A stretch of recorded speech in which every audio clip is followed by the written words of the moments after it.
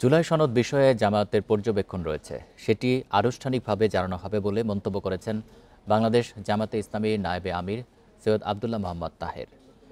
রাজধানীর ইউনাইটেড হাসপাতালে বিএনপি মহাসচিব মির্জা ফখরুল ইসলাম আলমগীরের স্বাস্থ্যের খোঁজখবর নিতে গিয়ে সাংবাদিকদের সঙ্গে আলাপকালে তিনি এই মন্তব্য করেন। বলেন, বর্তমান রাজনৈতিক পরিস্থিতি প্রসঙ্গে তিনি বলেন, পারস্পরিক আলোচনার মাধ্যমেই যে কোনো সংকট নিরসন সম্ভব। বান্ডেল থাকলে প্রতি সেনমানিতে টাকা বাঁচবে।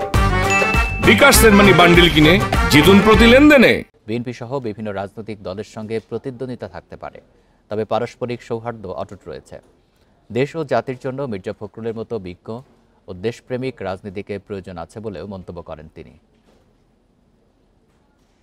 আজকে বাংলাদেশের রাজনীতিতে কিছুটা অনিশ্চয়তা যেটা আছে, এটার জন্য আমি মনে করি সকল দলের, বিশেষ করে বড় দলগুলোর ভিতরে একটা পারস্পরিক আলোচনা হওয়া উচিত। জুলাই সনদের ব্যাপারে আমরা খরচা পেয়েছি, আমরা আলোচনা করেছি, আমাদের কিছু অবজারভেশন আছে, আমরা সময় মতো সেগুলো আপনাদেরকে জানাবো।